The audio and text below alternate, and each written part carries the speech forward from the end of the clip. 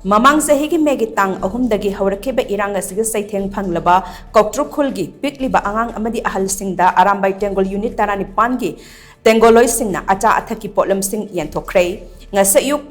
KOUTRUK lai haraupum community hall da pangthokiba ASA-Athak Potlamsing thokpa aduga mari leinana KOUTRUK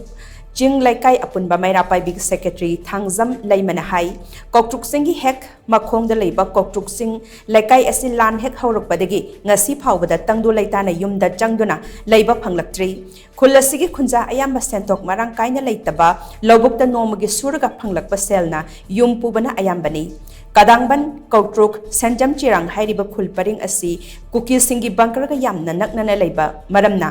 kuki singna sutatana landarakpa mafam amani mafam asta leiduna suba nomba haiba asi khudong thiningai oi adugo lan asi hek haurakpadagi KOUTRUK kadangban paring asida Arambai Tengol Unit 19 gi Tengolloi Singna ngasi phawbada ngakpi senbiduna lakpa maramna KHUL asida ngasi phawbada thooningdaba thokdoksing yaudana leiba ngamli KOUTRUK ki lai harauphamda hangliba relief camp asida leiriba ahal lamadi pikliba angang singda Unit 19 gi commander Kerson Thaudamna Nongmaijing khudingi chana thaknaba potlam kya pibiba Lairaba imungi angang sing school ming chanba amadi lairik na chingba laibiduna mamal naidraba tengbang kaya pibiduna lakli lana sida Arambai Tengol Unit 19 gi isa inaw sing na KHUL asida ngakpi senbiram dragadi KOUTRUK amadi kadangban KHUL paring asi kari oirangbani khalubada awaba oi adugo Unit 19 na ngasi phawbada khudong sadaba kaya mayok na duna KOUTRUK singkhong paring asi ngakpi senbiduna lakli Punamak asakidama KOUTRUK ki miyamna Arambai Tengol Unit 19 bu ngamkhai leitana thagatba phongdorakli haina makna apenba phongdokhi haurakhodai KOUTRUK ting laikai na wari bampham asida khoigi isa singna haiba tare Unit 18 na ngasi phawbada khunga ngasi bu soi ngamdanaba khunga ngasi da wana tadanaba khoibu ngakri senbidana ta lai adudagi su hendoktana ngasi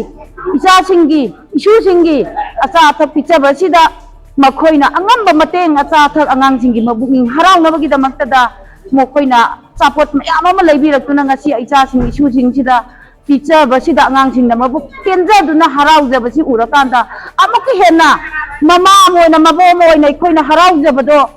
aikoi gidi haraw basida kanada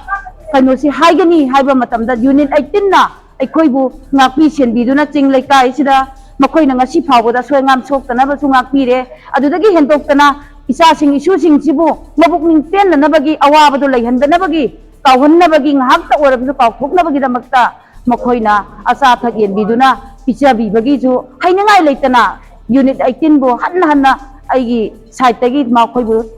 ngamkhai leitana thagatjari aduga angang singnasu haraujabasi urakanda amukta henasu aigi thamoidusu nungaiba amadi haraubado haujai haiba wafamje thamjage